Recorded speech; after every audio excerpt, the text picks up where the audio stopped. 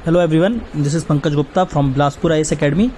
और आज इस वाले करंट अफेयर सेशंस पे हम लोग फिर आपके कुछ टॉपिक्स को मैंने पिक किए हैं और जिसके आज एनालिसिस हम करेंगे। सबसे पहले हम लोग मूव करेंगे जो एक रीसेंट जजमेंट कल आया आपका सुप्रीम कोर्ट का, जो कि आपके मराठा रिजर्वेशन से रिगार्डिंग था।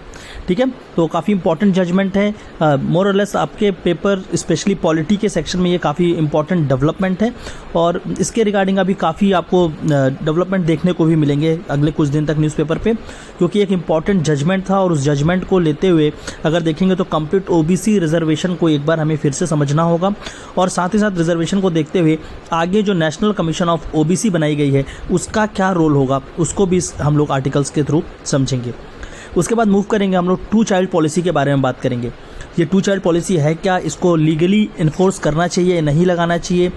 ये पॉलिसी ऑलरेडी चाइना पे वर्क कर रहे थे, इंडिया के लिए कितनी यूज़फुल है और कितनी यूज़फुल नहीं है उसके बारे में भी हम लोग बात करेंगे। और एक तीसरा इशू काफ़ी इंपॉर्टेंट ये भी है, क्योंकि आपके अगर आप पेपर देखेंगे इंटरनेशनल वाला जो पार्ट है वहाँ पर WTO स्पेशली उसके काफ़ी क्वेश्चन हमेशा आते हैं और WTO के अंदर उसके कुछ एग्रीमेंट्स हैं जिसके थ्रू वो क्या करते हैं वर्ल्ड ट्रेड को हम लोग पॉसिबली एक सही वे में चलाते हैं। उसके अंदर एक एग्रीमेंट आता है जिसको बोलते हैं trips, trade related intellectual property rights. ठीक है, तो trade related intellectual property rights जो है ट्रिप्स, उसमें जो पेटेंट का इशू है और खासकर स्पेशली अभी वैक्सीन के टाइम पे जो वैक्सीन डेवलपमेंट हो रहा है कोरोना वायरस से, तो इसके रिगार्डिंग कुछ अभी आपका रिसेंट डेवलपमेंट देखने को मिला है, उसके बारे में भी इस आर्टिकल पे हम लोग बात करेंगे। तो स्टार्ट करते हैं आपका पहला आर्टिकल जो कि किस पे है, मराठा रिजर्वेशन पे। तो देखिए सीधी सीधी बात है, ये जर्नल सा है जिसमें आपका एक अभी सुप्रीम कोर्ट की एक 5 जज बेंच बैठी। ठीक है, ये कॉन्स्टिट्यूशनल बेंच थी 5 जज की और इन्होंने बोला कि ये जो मराठा रिजर्वेशन जो दिया गया था उसमें कोई भी ऐसा एक्सेप्शनल चीज़ें नहीं है, एक्सेप्शनल सर्कमस्टेंसेस नहीं थी जिसके आधार पे ये रिजर्वेशन को देना चाहिए था। और उन्होंने क्या किया, इस रिजर्वेशन को अल्ट्रा वायर्स मतलब इस रिजर्वेशन को उसने कहा कि ये गलत है और इस रिजर्वेशन को आपका वैलिड नहीं है बोलकर इसको स्ट्रक डाउन कर दिया। पर सिर्फ और सिर्फ ये तो आपका एक न्यूज़ था कि हाँ कल आपका मराठा रिजर्वेशन को इन्होंने बना कर दिया, बट इस मराठा रिजर्वेशन को समझने के लिए इसके पहले रिजर्वेशन के एंगल को बहुत इंपॉर्टेंट समझना होगा। अगर इंडिया में टोटल रिजर्वेशन देखेंगे तो जितने भी आपका कई तरह से हैं, स्पेशली हम लोग देखते हैं कि सोशल एंड इकोनॉमिक बैकवर्डनेस। ठीक है, सोशल एंड इकोनॉमिक बैकवर्डनेस, इसके आधार पे हम क्या करते हैं अलग अलग कम्युनिटी को रिजर्वेशन देते हैं, चाहे वो हिस्टोरिकल इनजस्टिस को बेस बनाए या किसी भी चीज़ों को। ठीक है, जिसके अंदर आपको SC ST and OBC reservation India में ऑलरेडी इम्प्लाइड था। आगे चलकर ये रिजर्वेशन जब OBC के केसेस पे आया तो एक जजमेंट आई थी जिसका नाम था इंदिरा साहनी जजमेंट। ठीक है, ये 1992 का केस था और इस केस में इंदिरा साहनी जजमेंट में ये बोला गया था कि जो टोटल रिजर्वेशन है उसको कितना 50% पे सीज करना है कि इससे ऊपर आप रिजर्वेशन नहीं कर सकते।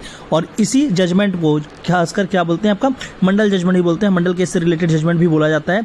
और अगर इंदिरा साहनी जजमेंट में देखेंगे तो वो 50% रिजर्वेशन के साथ साथ इसने होल्ड किया आया था आपका जो कॉन्स्टिट्यूशन का आर्टिकल नंबर 14 है, राइट टू इक्वालिटी। कहीं ना कहीं आपका जो रिजर्वेशन है वो केस किसका होता है, राइट टू इक्वालिटी और लोअर सेक्शन के राइट्स का, तो वो चीज़ों को वहाँ पर से अपहोल्ड कराया गया था। बट अगर 50% से ज़्यादा रिजर्वेशन होगा तो क्या वो इंदिरा साहनी की रूलिंग के अगेंस्ट है या नहीं है, ये भी चीज़ें देखनी होंगी। अगर वो अगेंस्ट है तो आज भी आपके इंडिया में बहुत सारे स्टेट हैं जो 50% के ऊपर रिजर्वेशन दे रहे हैं, स्पेशली तमिलनाडु, वहाँ पर लगभग 69% रिजर्वेशन है। तो अगर इंदिरा साहनी ने 50% बोला था तो ये 69% कहाँ से आया। ठीक है, तो इस चीज़ को भी समझना है एक ज़रूरी है। तो देखिए पूरे के पूरे इसलिए मैं बोल रहा हूँ कि काफ़ी इंपॉर्टेंट केस था। तो मराठा रिजर्वेशन जब बॉम्बे और वहाँ पर से आपका महाराष्ट्र में दिया गया तो उस रिजर्वेशन को सबसे पहले चैलेंज किया गया था और उस चैलेंज करने के बाद जो बॉम्बे हाई कोर्ट है, बॉम्बे हाई कोर्ट ने क्या किया, पहले इस रिजर्वेशन को टोटल 16% दिया गया था। तो बॉम्बे हाई कोर्ट ने क्या किया, उस 16% को कम करके बोला कि एजुकेशन के लिए 12% और आपका जो दूसरी चीज़ें उसके लिए 13% तक हम आप क्या करेंगे रिजर्वेशन दे सकते हैं। एजुकेशन मतलब जो भी आपके एजुकेशनल सीट्स हैं और जो आपके जॉब के सीट्स हैं उसके लिए उस रिजर्वेशन को कम कराया परसेंटेज वाइज, बट स्टिल ये परसेंटेज वाइज भी कम करने से भी ताकि वो 50% के अंदर आपका होल्ड हो। पर देखो एक्सेप्शनल केस उसमें इंदिरा साहनी में ये है कि हाँ 50% होना चाहिए, पर अगर कुछ स्पेशल कंडीशन है, ऐसा कोई कंडीशन बनता है कि हाँ इसके ऊपर रिजर्वेशन देना इंपॉर्टेंट है, तब जाकर आप 50% रिजर्वेशन को क्रॉस कर सकते हैं। और उसी आधार पर आपका तमिलनाडु ने किया है, तो महाराष्ट्र ने भी कुछ इस तरह से ही किया था। पर सुप्रीम कोर्ट का ये कहना था कि 50% का तो यहाँ पर केस ही नहीं उठता, क्योंकि अगर हम लोग मराठा को अगर देखते हैं कंप्लीटली मराठी और मराठा पीपल्स को देखते हैं तो चाहे हम स्टेट गवर्नमेंट की सर्विस की बात करें या सेंट्रल सर्विसेज की बात करें, सेंट्रल सर्विसेज में अगर IAS IPS इसमें भी देखेंगे तो इनका रिप्रेजेंटेशन अराउंड 17% है। तो ये काफ़ी अच्छी एक आपकी क्या अपवर्ड सोसाइटी है, बहुत पीछी सोसाइटी नहीं है। और स्टेट गवर्नमेंट या स्टेट जॉब में भी देखेंगे अगर महाराष्ट्र के अंदर तो इनका काफ़ी ज़्यादा डोमिनेंस है। तो उन्होंने बोला कि ऐसा कोई कंडीशन ही नहीं है जिस बेसिस पे आप इनको रिजर्वेशन आगे दे रहे हो, ठीक है। और कहीं ना कहीं ये जो भी रिजर्वेशन के लिए यहाँ पर बात हुई थी जो 16%, तो इसमें वहाँ पर एक कमीशन बनी थी जिसका नाम था MG गायकवाड़ कमीशन। उन्होंने कहा था कि आपका 50% से नीचे रहना चाहिए।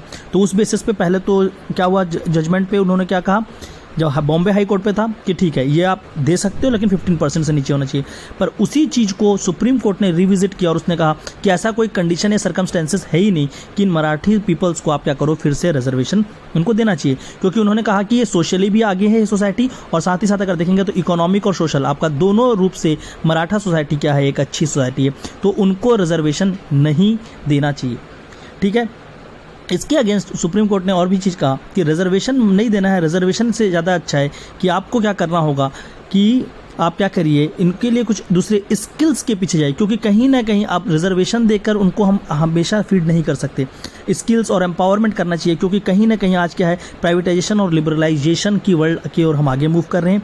और इस केसेस में अगर हम इनको आपका क्या करें स्टेट डिपेंडेंट बना देंगे तो ऐसे लोगों का अपलिफ्टमेंट आगे चलकर नहीं होगा। तो अभी उनके ऊपर गवर्नमेंट को कुछ ऐसे तरह की चीज़ें खोजनी चाहिए, ऐसे कोई इंस्ट्रूमेंट्स लाने चाहिए ताकि उनके स्किल्स और एम्पावरमेंट किया जाए, बजाय उनको रिजर्वेशन के थ्रू बस क्या किया जाए, एक सपोर्ट प्रोवाइड किया जाए।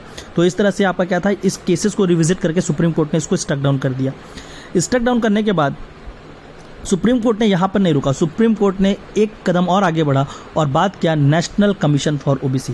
और ये चीज़ें आगे चलकर एक बहुत बड़ा इशू बनने वाला है, क्योंकि अब सुप्रीम कोर्ट का ये कहना है कि देखो जब हम बात करते हैं OBC की, अदर बैकवर्ड कास्ट, तो यहाँ पर आपके other backward caste central list जो केंद्र सरकार के पास इनकी जो लिस्ट होती है कौन कौन सी आपकी कम्युनिटी आएंगे OBC में, और जो स्टेट पे आती हैं वो अलग अलग होती हैं, दोनों की अपनी लिस्ट होती हैं।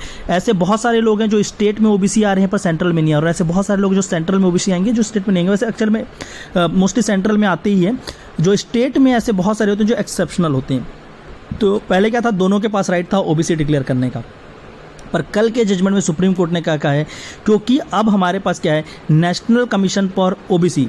नेशनल कमीशन फॉर OBC पहले क्या था, ये एक नॉन कॉन्स्टिट्यूशनल बॉडी था, पर 102nd कॉन्स्टिट्यूशनल अमेंडमेंट एक्ट 102 क्या है संविधान संशोधन से इसको क्या बना दिया गया है, इसको एक संवैधानिक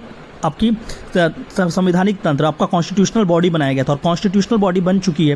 तो इसलिए सुप्रीम कोर्ट का कहना है कि अगर आपके पास एक कॉन्स्टिट्यूशनल बॉडी है तो क्यों ना OBC की कॉमन एक लिस्ट हो, सिर्फ और सिर्फ एक लिस्ट होनी चाहिए। ऐसा नहीं होना चाहिए कि कुछ लोग आपकी स्टेट में OBC हैं पर सेंटर में नहीं है। तो उन्होंने कहा है कि एक कॉमन लिस्ट होगा, और जो भी कम्युनिटी स्टेट गवर्नमेंट को लगती है कि OBC में आए वो उसका रिकमेंडेशन प्रेसिडेंट को भेजेगी, प्रेसिडेंट उसको नोटिफाई करेंगे और बाद में उसको लिस्ट डाउन किया जाएगा सेंटर में बाय पार्लियामेंट, ठीक है। तो केसेस क्या हो गया कि अब वही कम्युनिटी, मतलब जो दो लिस्ट से पहले स्टेट अपने हिसाब से दे देता था किसी को भी, लेकिन अब स्टेट नहीं दे पाएगा अपने हिसाब से, कहीं ना कहीं ये क्या होगा पूरा का पूरा सेंट्रल और पार्लियामेंट के थ्रू ही चलेगा। और इसको इसीलिए अपोज जब ये बन रहा था body national commission for OBC, तो इसको बहुत सारे स्टेट्स ने अपोज किया था कि अगर ऐसा कुछ होगा तो आगे चलकर ये क्या करेंगे OBC राइट्स को ही हैम्पर कर देंगे, और OBC को कुछ इस तरह से क्या करा जाएगा, एक कॉमन लिस्ट बनाने की कोशिश है। और इस जजमेंट ने उस चीज़ को कहीं ना कहीं प्रूव कर दिया है कि हाँ आगे चलकर इसको इस तरह से करना चाहिए।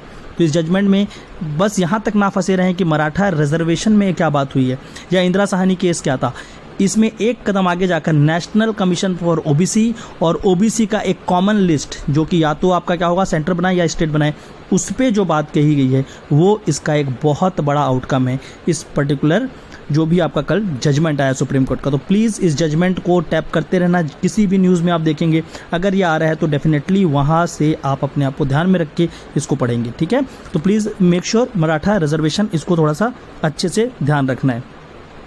अगर हम मराठा रिजर्वेशन के बाद की बात करें तो अगला जो है 2 चाइल्ड पॉलिसी, ठीक है। तो 2 चाइल्ड पॉलिसी की ओर मूव करते हैं। 2 चाइल्ड पॉलिसी देखिए इनिशियली चाइना ने इसको इम्प्लीमेंट किया, अब इंडिया पे अभी ये क्यों न्यूज़ पे था, तो ये न्यूज़ पे इसलिए है क्योंकि गुजरात और स्पेशली गुजरात में वडोदरा और राजकोट वहाँ पे अभी म्युनिसिपल इलेक्शन हुआ और वहाँ पर कुछ लोगों को वहाँ पर इलेक्शन लड़ने ही नहीं दिया गया on the basis of 2 child policy कि उनके 2 से अधिक बच्चे थे, इसलिए वो वहाँ पर इलेक्शन नहीं लड़ सकते। तो गुजरात ने ये इंप्लीमेंट किया था म्यूनिसिपैलिटीज़ और ये सब की इलेक्शंस के लिए। ये ऐसे यही to child policy Madhya Pradesh में भी इम्प्लीमेंटेड है, कर्नाटका में भी, तमिलनाडु पे भी, कि ऐसे लोग जिनके 2 से अधिक बच्चे होंगे वो वहाँ पर मध्य प्रदेश में इवन आपके जॉब एंड सर्विसेज में भी दिखा रखा गया है। गुजरात में किस पे है, आपके म्यूनसिपैलिटीज़ वगैरह पे। और क्योंकि इसलिए इन पे चालू किया गया कि इनका कहना था कि जो इलेक्टेड रिप्रेजेंटेटिव हैं, जो हमारे नेता लोग हैं, अगर उनको ही इस चीज़ पे बांधा जाए तो कहीं ना कहीं लोग भी इससे सीखेंगे और क्या होगा, आगे चलकर इसको अप्लाई करेंगे, जिससे कि हमारा क्या होगा, पॉपुलेशन कंट्रोल और पॉपुलेशन स्टेबलाइजेशन इंडिया पे पॉसिबल हो पाएगा। पर अब इस पे एक जो डिबेट उठता है वो ये है कि आपका ये जो टू चाइल्ड पॉलिसी है चॉइस बेस्ड होना चाहिए, कि लोगों को अपने हिसाब से चूज करना है कि 2 बच्चे या उससे कम रखने हैं जो भी, या ये लीगली एनफोर्स, मतलब गवर्नमेंट एक कानून बनाए और उसके थ्रू इसको रखा जाए। क्योंकि कई सारे क्वेश्चन आ रहे हैं 2 बच्चे के, अगर हम देखेंगे टू चाइल्ड पे। क्यों, अगर सपोज करो कि टू चाइल्ड को हम किस तरह से, कई एंगल से समझ सकते हैं। ठीक है, अगर वो 2 child total duration of birth में कर रहे हैं तब तो ठीक है। अगर सपोज करो कोई एक इलेक्टेड हो गया, उसके 2 चाइल्ड थे, पर वो इलेक्टेड होने के बाद नेक्स्ट ईयर उसका एक बच्चा हो गया, इलेक्शन हुआ, काफ़ी इंजॉय किए, नेक्स्ट ईयर एक और बच्चा हो गया, तो उसका क्या? अब तो उसके पास 3 चाइल्ड है, तो क्या उसको इलेक्शन से डिबार किया जाएगा? कहीं पर ये हो सकता है कि इलेक्शन के लिए उसने अपने चाइल्ड को किल करवा दिया, छोटा बच्चा था, उसको या तो अपनी वाइफ को ही क्या किया, छोड़ दिया, तब उस केसेस में क्या होगा? तो ऐसे बहुत सारे इश्यूज थे जिसके कारण इसको हमेशा एक डिबेट बनकर आएगा कि इसको चॉइस बेस रखना है कि लीगली। क्योंकि अगर लीगल करोगे तो उस लीगल चैनल को हटाने के लिए हो सकता है कुछ क्रिमिनल एटीट्यूड बने, जिसके कारण इस पॉलिसी के अगेंस्ट जाकर लोग और भी कुछ गलत करें। ठीक है, ये तो आपका एक एंगल, एक डिबेट ओपन हो रहा था, लेकिन इसकी बिगनिंग को समझते हैं। इंडिया में ये टू चाइल्ड पॉलिसी कहाँ से आया, किस तरह से इसको काम किया, वो सारी चीज़ों को भी हमको देखना ज़रूरी है। तो चालू करते हैं हम लोग 1950। अगर हम लोग देखेंगे इंडिया पे तो 1950 पे टू चाइल्ड पॉलिसी की पहली बार बात की थी कि इसको हम लोग स्टार्ट करेंगे। पर अगेन उस समय क्या था, चॉइस बेस्ड था और उसको किसी भी तरह से लीगली नहीं लाया गया था। 1980s में इंडिया में क्या बना, नेशनल पॉपुलेशन पॉलिसी। और नेशनल पॉपुलेशन पॉलिसी में यह बोला गया कि इंडिया की पॉपुलेशन को हम लोगों को क्या करना है, स्टेबलाइज करना है और धीरे धीरे उसको कम करना है। ठीक है, और इसके बाद हम लोगों ने यहीं पर 1980s में इंदिरा गांधी की गवर्नमेंट थी और उसके बाद से हमने क्या चालू किया था, हम 2 हमारे 2 कैंपिंग। ठीक है, कि हम 2 हमारे 2 ही बच्चे अच्छे, इस तरह से अब कई कैंपिंग्स चलाए गए थे और उसके अंदर यहाँ पर काम चल रहा था। और बहुत इंपॉर्टेंटली यहाँ पर क्या हुआ था, नसबंदी प्रोग्राम जो होता है, ठीक है, इनफर्टिलाइजेशन का। और उसमें क्या कहते हैं, रेडियो सुनाते थे और आपका क्या था, इनफर्टिलाइजेशन को इतना प्रमोट किया गया कि रेडियो देते थे, आप आओ अपना फर्टिलिटी लूज़ करो और आप रेडियो लेकर जाके घर में आराम से रेडियो सुनो। ठीक है, तो इस तरह से बहुत प्रमोशन किया गया ताकि इस चीज़ों को लेकर आगे आया जाए। फिर उसके बाद धीरे धीरे हम लोग क्या कर रहे थे, अपने पॉपुलेशन कंट्रोल मेजर्स में नेशनल फैमिली हेल्थ प्रोग्राम, इसकी ओर हम लोग धीरे धीरे करके आगे बढ़े। अभी उसके बारे में बात करते हैं। 1994 पे फिर क्या हुआ, इंडिया ने आपका international conference on population and development उसको ज्वाइन किया और वहाँ पर जो भी एजेंडास थे, वुमेन राइट्स और उन सारे चीज़ों को क्या करने की बात की कि हाँ, उस चीज़ों को हम मानते हुए ही अपने पॉपुलेशन कंट्रोल या पॉपुलेशन मेजर्स को आगे लेकर चलेंगे। उसके बाद की अगर हम लोग बात करते हैं तो 2000 में हमारा नेशनल पॉपुलेशन पॉलिसी आया। उसमें सिर्फ इतना ही बोला गया कि इंडिया को अपने पॉपुलेशन को स्टेबलाइज करना है बाय 2045। पर उसमें भी कहीं पर भी आज भी अगर हम प्रेजेंट स्टेटस भी देखें तो कहीं पर भी हमारे किसी भी पॉलिसी में कितने बच्चे होने चाहिए, कितने नहीं होने चाहिए, इसके बारे में बात अभी तक नहीं किया गया था। ठीक है, और इवन प्रेजेंट भी ऐसी कोई पॉलिसी नहीं है। पर कहीं ना कहीं हमने क्या चालू किया, फैमिली वेलफेयर प्रोग्राम। ठीक है, तो फैमिली वेलफेयर प्रोग्राम स्वास्थ्य मंत्रालय ने चालू किया कि कितने बच्चे होने चाहिए, सब लोगों को उसकी जानकारी देंगे और वो वॉलंटरी होगा, लोगों को समझाएंगे, उनके एटीट्यूड को बदलने की कोशिश करेंगे, बिहेवियर को बदलने की कोशिश करेंगे, ताकि वो एक फिक्स नंबर ऑफ चाइल्ड के पीछे जाए, बजाय कि आपका क्या होना चाहिए, जितने चाहे उतने चाइल्ड के। तो ये आपका क्या है, लीगली नहीं था, ये खाली एक कंसेंस बेस और वॉलंटरी बेसिस में कि जो चाहता है वो करे, जो चाहता है वो ना करे। ठीक है, तो इसके अगेंस्ट एक PIL भी बहुत पहले फाइल हुआ था 2000 में कि जो टू चाइल्ड पॉलिसी इसको लीगली एनफोर्स करना चाहिए, मतलब उसका एक कानून ही बना देना चाहिए, इससे ज़्यादा जो भी होंगे उनको पनिश कर देंगे। लेकिन उसको भी रिफ्यूज़ कर दिया किसने, हमारे हेल्थ मिनिस्ट्री ने, कि नहीं, इस तरह से हम आगे लेकर नहीं चल सकते। तो क्या ये टू चाइल्ड पॉलिसी होना चाहिए या ये टू चाइल्ड पॉलिसी नहीं होना चाहिए, इसके फेवर में और अगेंस्ट में क्या आर्ग्यूमेंट हो सकते हैं, हम लोग उसके बारे में भी बात करते हैं। तो अगर हम लोग आर्ग्यूमेंट की बात करें कि इसके फेवर में अगेंस्ट में देखो तो क्यों होना चाहिए, क्यों हमको टू चाइल्ड पॉलिसी इंडिया पे चाहिए, सबसे पहले इसकी बात करते हैं। सबसे इंपॉर्टेंट आपका क्या है, डेमोग्राफिक चैलेंजेस। ठीक है, डेमोग्राफिक चैलेंजेस में क्योंकि आपके पास देखो इतने सारे लोग होंगे, अगर हम टू चाइल्ड पॉलिसी नहीं अपनाते तो क्या हो रहा है, हमारा पॉपुलेशन बेस बढ़ते जा रहा है, और पॉपुलेशन बढ़ते जा रही है और हम क्या कर रहे हैं, उनको स्किल्स प्रोवाइड नहीं कर पाएंगे। अगर सपोज हम एजुकेशन प्रोवाइड नहीं कर पाएंगे, कहीं ना कहीं सब सारे के चैलेंजेस आएंगे, हेल्थ इंफ्रास्ट्रक्चर के रिलेटेड चैलेंज आएंगे, तो कहीं ना कहीं आगे चलकर ये क्या बन जाएंगे, ये भी जो सिटीजन होंगे, आपका लेबर फोर्स कम होगा और बर्डन जितने लोग, जो लोग उस पर डिपेंडेंट होंगे वो ज़्यादा हो जाएगा। तो इंडिया में डिपेंडेंट लोग ज़्यादा हो जाएंगे बजाय जो काम कर रहे हैं वर्क फोर्स से। तो कहीं ना कहीं कंट्री की इकोनॉमी और कंट्री की पॉवर्टी को खत्म करने में एक बहुत बड़ा चैलेंज बनेगा। दूसरी बात, जो भी रिसोर्सेस हैं कंट्री में, जो भी रिसोर्सेस हैं वो क्या है, लिमिटेड रिसोर्सेस हैं और ऑलरेडी वो ओवर स्ट्रेस हैं, लोग उसको यूज़ कर रहे हैं। तो कहीं ना कहीं इस लिमिटेड रिसोर्सेज पे और ज़्यादा पॉपुलेशन प्रेशर अगर बढ़ाते हैं तो कंट्री इस चीज़ को सफ़र करेगी आगे चलकर, उसकी इकोनॉमी, उसकी पॉलिटी, हर एक चीज़ में ये रिफ्लेक्ट होगा। तो उसको भी कम करने के लिए थर्ड अगर बात करेंगे तो यहाँ पर काफ़ी ज़्यादा, क्योंकि इसलिए 2 चाइल्ड पॉलिसी नहीं चाहिए क्योंकि इसके रिलेटेड बहुत सारे हेल्थ इश्यूज आते हैं, खासकर मैटरनल डिप्लीशन सिंड्रोम। ये क्या होता है, देखिए अगर, क्योंकि सपोज करो एक वुमेन 4 या 5 बच्चे पैदा कर रही हैं तो कहीं ना कहीं उन बच्चों के बीच में उसमें गैप काफ़ी कम होगा, ईयर गैप, ठीक है। अब अगर वो 4 to 5 चाइल्ड को बर्थ हो रहे हैं और उस बर्थ में अगर ईयर गैप कम है और एक बच्चे की अगर बर्थ होती है तो बर्थ में आयरन और फोलिक, ये दोनों को काफ़ी ज़्यादा इंपॉर्टेंट रोल प्ले करते हैं। आयरन एंड फोलिक जो बॉडी में होता है ये काफ़ी ज़्यादा लॉस होता है due to the breastfeeding, due to the आपका जो बच्चे पैदा होते समय जो वो आपका मदर के एम्बिलिकल कॉर्ड से जो उनको न्यूट्रिएंट जाता है वो स्पेशली यही जाते हैं, तो कहीं ना कहीं वो वीक हो जाती हैं और उनको फिर से रिकवर करने के लिए टाइम चाहिए होता है। लेकिन क्या होता है, ड्यू टू दिस वो मैटरनल डिप्लीशन सिंड्रोम और आगे चलकर वो धीरे उनके लिए हेल्थ इश्यूज एक बहुत बड़ा बनता है, ठीक है। या हो सकता है जो आगे चलकर बच्चा होगा तो उसमें भी कुछ हेल्थ रिलेटेड हैजर्ड्स हैं और ये चीज़ों को भी एड्रेस करना बहुत इंपॉर्टेंट है। इसी के कारण काफ़ी ज़्यादा ये होता है कि ये वुमेन्स रिलेटेड उनको बहुत सारे प्रॉब्लम्स होते हैं, तो उसको भी कम करने के लिए 2 चाइल्ड पॉलिसी एक इंपॉर्टेंट रोल प्ले करेगा। सेकेंड बात, हाई स्टैंडर्ड ऑफ लाइफ।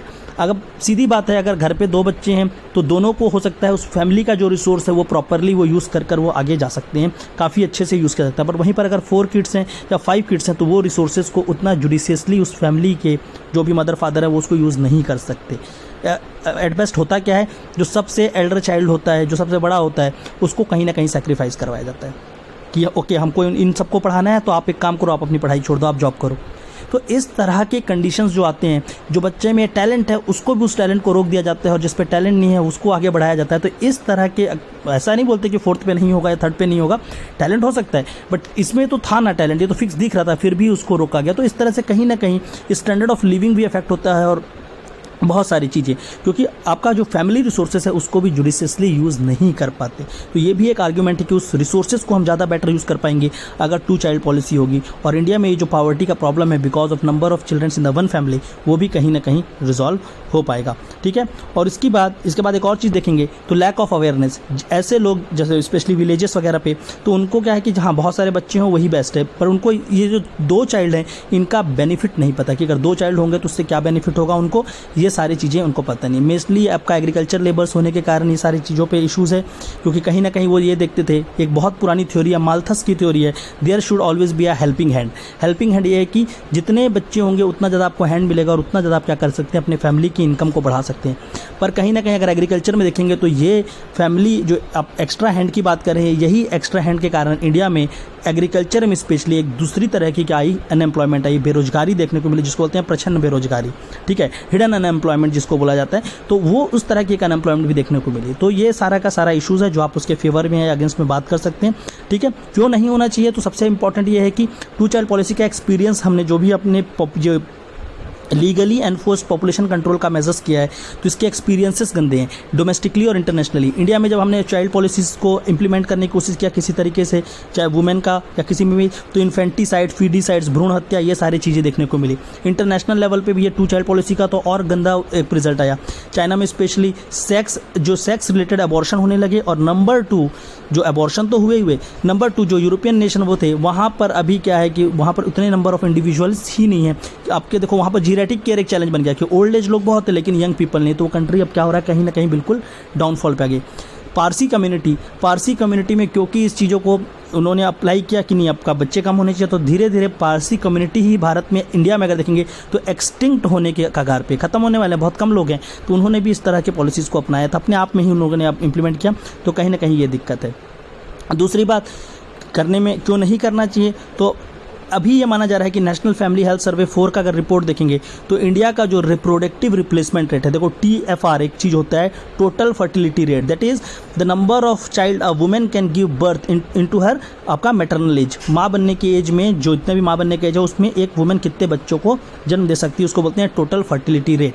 तो ये टोटल फर्टिलिटी रेट लगभग आपका 2.1 होगा, तो इसको बोलते हैं रिप्लेसमेंट लेवल ऑफ फर्टिलिटी, मतलब इतने मिलाकर उसको रोकना चाहिए। पर इंडिया का 2.3 के अराउंड है, पहले ये और भी ज़्यादा था। तो धीरे धीरे ये चीज़ें कम हो रही है, तो प्रोडक्टिविटी रेट आपकी कम हो रही है, रिप्रोडक्टिविटी रेट, तो जिसके कारण क्या हो रहा है, अपने आप सुधार देखने को मिल रहा है। तो हमको अलग से इम्पोज नहीं करना चाहिए ऐसे पॉलिसी, ऑलरेडी ये चीज़ें हो रही हैं। ये भी आपका किसका कहना है, नेशनल फैमिली हेल्थ सर्वे का, ठीक है। इसके बाद एटीट्यूड एंड बिहेवियर चेंजेस यहाँ पर लेके आने चाहिए, ठीक है। आप लीगली एनफोर्स करके पनिशमेंट से अच्छा है कि उनके एटीट्यूड और बिहेवियर में चेंज लेकर आओ। महात्मा गांधी ने भी कहा कि ऐसे कोई इम्पोज नहीं करना चाहिए फैमिली कंट्रोल को, आपको क्या करना चाहिए, एटीट्यूडनल या बिहेवियर, लोगों का एटीट्यूड बदलो, उनके बिहेवियर्स को चेंज करो, ताकि वो फैमिली प्लानिंग और इसको एक पार्ट समझे अपनी लाइफ का, बजाय इसको ये माने कि क्या है कि नहीं ये तो हो रहा है तो इसको होने दो। तो एटीट्यूड एंड बिहेवियरल चेंज पे हमको जाना चाहिए, बजाय किसी पीनल प्रोविजन के या किसी भी दूसरे तरीके से, ठीक है।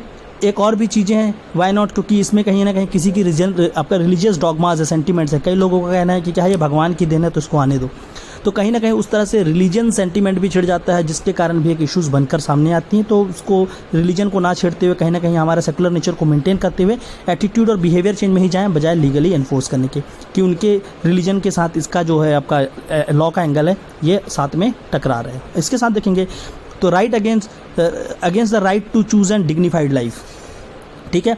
तो राइट टू चूज़ और डिग्निफाइड लाइफ, जो हमारा आर्टिकल 21 है वो क्या देता है हमको, राइट टू चूज़, हम जो चाहते हैं वो चूज़ करें और अपना एक डिग्निफाइड लाइफ चूज करें। पर कहीं ना कहीं क्या है, लाइफ के ऊपर स्टेट का एक कंट्रोल होगा, जो कि आपके आर्टिकल 21 ऑफ इंडियन कॉन्स्टिट्यूशन को ही रोकने की बात करता है, उसके अगेंस्ट है, ठीक है। तो इसके साथ हम उसको ठीक कैसे कर सकते हैं, इसके लिए वही फॉरवर्ड क्या होना चाहिए, सबसे पहली बात फैमिली प्लानिंग बजट आपका स्पेशली हेल्थ बजट में इंप्रूव करना चाहिए।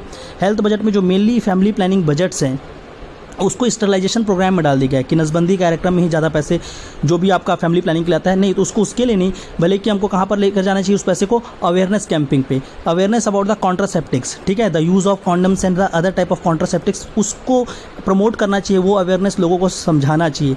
जैसे कि कहीं ना कहीं अभी देखो वुमेंस हेल्थ के लिए जो भी है, तो वुमेंस हेल्थ और हाइजीन के लिए हमने प्रमोशन किया और काफ़ी ज़्यादा प्रमोशन किया है कि उनका जो मेंसेस साइकिल का जो है उसको काफ़ी ज़्यादा इंप्रूव किया जा रहा है, ठीक है, कि उसमें जो भी अवेयरनेस, तो सेम चीज़ आपका जो सेक्स रिलेटेड जो भी कॉन्ट्रासेप्टिक्स हैं, चाहे वो किसी भी तरह के कॉन्ट्रासेप्टिक्स हैं, उनको प्रमोट कराना चाहिए, ताकि कहीं ना कहीं उसका अवेयरनेस बढ़े और लोग क्या करें, अपनी फैमिली प्लानिंग कंट्रोल को बहुत अच्छे से आगे लेकर चल सकें। उसके बाद community participation is very much required. Community participation कैसे होगा कि जो भी वहाँ के स्पेशल लोग हैं, जिनका पावर है, साथ में जो रिलीजन गुरुज हैं, उनको भी इसके साथ लाएं, उनके माध्यम से क्या करना चाहिए, लोगों को समझाना चाहिए, ताकि लोग क्या कर सकें, इस चीज़ों को समझ सकें, ठीक है। Education plays very important role. Literacy rate अगर आप वुमेंस का बढ़ाते हैं तो वुमेन को कहीं ना कहीं अपनी रिप्रोडक्टिव राइट्स के बारे में समझ आएगा, वो लाइफ को अपना क्या होगा, उनका एम्पावरमेंट होगा, और एम्पावरमेंट से वो कहाँ जाएंगे, कहीं ना कहीं इकोनॉमिक साइकिल में जाकर पार्टिसिपेट करने लगेंगे, और जब उस चीज़ में वो पार्टिसिपेट करेंगे तो कहीं ना कहीं चिल्ड्रन केयरिंग और इससे दूर जाने के लिए हो जाएंगी। तो कहीं ना कहीं हम क्या कर सकते हैं, धीरे धीरे पॉपुलेशन कंट्रोल कर सकते हैं, बट आपका क्या नहीं होगा, लीगली नहीं, और वो क्या होगा, एक तरह का बिहेवियर और एटीट्यूडनल चेंज होगा। साथ ही साथ government is now planning for increasing the marriage age. तो अभी तक जो आपका क्या है 18 ईयर फॉर गर्ल्स, तो गवर्नमेंट ने भी प्रपोज भी किया है कि 21 ईयर कर देंगे गर्ल्स के लिए मैरिज एज को। तो मैरिज एज इंक्रीज करने से क्या बेनिफिट होगा, गर्ल्स में मैच्योरिटीज आएगी, वो अपने आपकी डिसीजन को, अपने चॉइसेस को ज़्यादा अच्छे से बोल पाएगी, ज़्यादा अच्छे से वो एम्पावर्ड हो पाएगी, जिससे कि ये जो क्या है फैमिली प्लानिंग जो सिस्टम, जो भी चीज़ें चल रही हैं उसको बेनिफिट मिलेगा। तो प्लीज़ मेक श्योर, क्योंकि ये टॉपिक इंपॉर्टेंट है आपके ज्योग्राफी पॉपुलेशन में और ऐसे के लिए भी आ सकता है, तो प्लीज़ इस टॉपिक को काफ़ी अच्छे से प्रिपेयर करना है। मैंने लगभग सारे एंगल से इसको कवर कर दिया आपके लिए, तो मेक श्योर आप इसको अच्छे से प्रिपेयर करेंगे। आज का जो थर्ड इंपॉर्टेंट टॉपिक था वो था WTO, वर्ल्ड ट्रेड ऑर्गेनाइजेशन।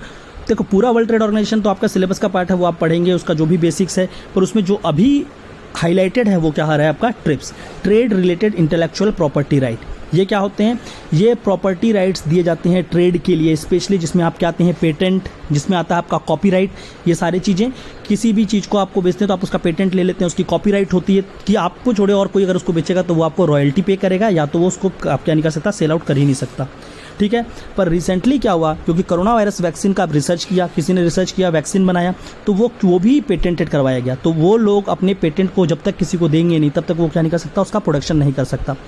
तो यूएस एडमिनिस्ट्रेशन ने अभी, पहले तो ये डिमांड थी, डिमांड किसकी थी, इंडिया और साउथ अफ्रीका और जो अफ्रीकन नेशन का एक कंसोर्टियम बना, उन्होंने बोला कि हमको इसको क्या करना चाहिए, पेटेंट से वेव कराना चाहिए वैक्सीन को, ताकि वैक्सीन को मास प्रोडक्शन किया जा सके। जो जिसके पास भी फैसिलिटी है वैक्सीन प्रोडक्शन का, वो सारी की सारी कंपनी इसका प्रोडक्शन कर सके।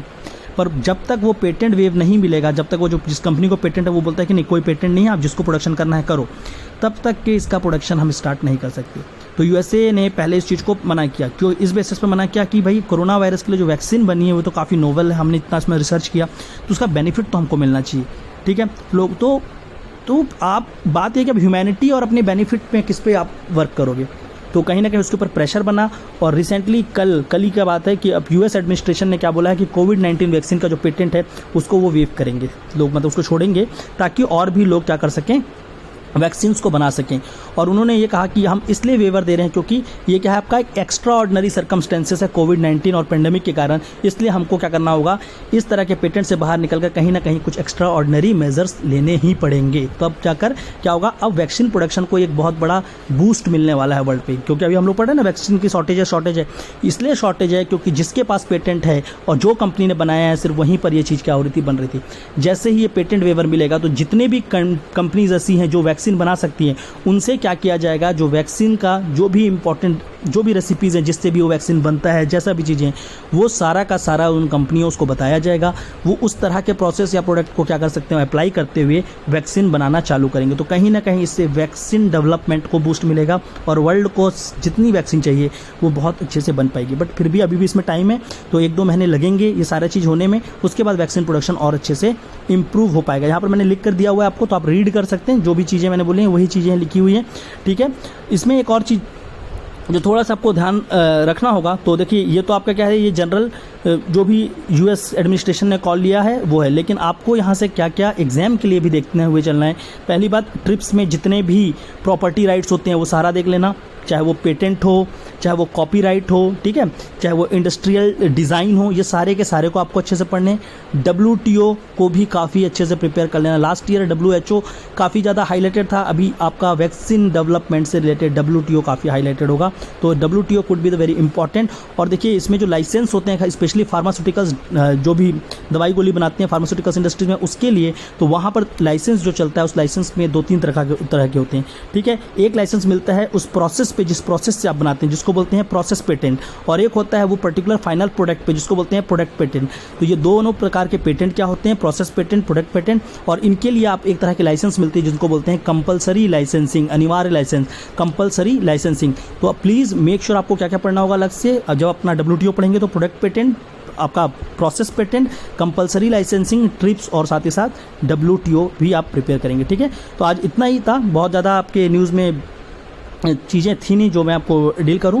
तो मेक श्योर इन तीनों टॉपिक्स को, और जो लास्ट में मैंने कल दिया था, उन दोनों पे आप अच्छा कमांड बनाइए, और थोड़ा एनालिसिस पावर के साथ साथ कोशिश, जहाँ से जो भी आपको पॉइंट्स मिलती हैं, इन पॉइंट्स से आप क्या करेंगे, अपने पास नोट्स बनाने की कोशिश करेंगे इसी चीज़ के लिए। ठीक है, तो आज यहाँ पर समाप्त करते हैं, मिलते हैं नेक्स्ट वीडियोज़ पे। Thank you all.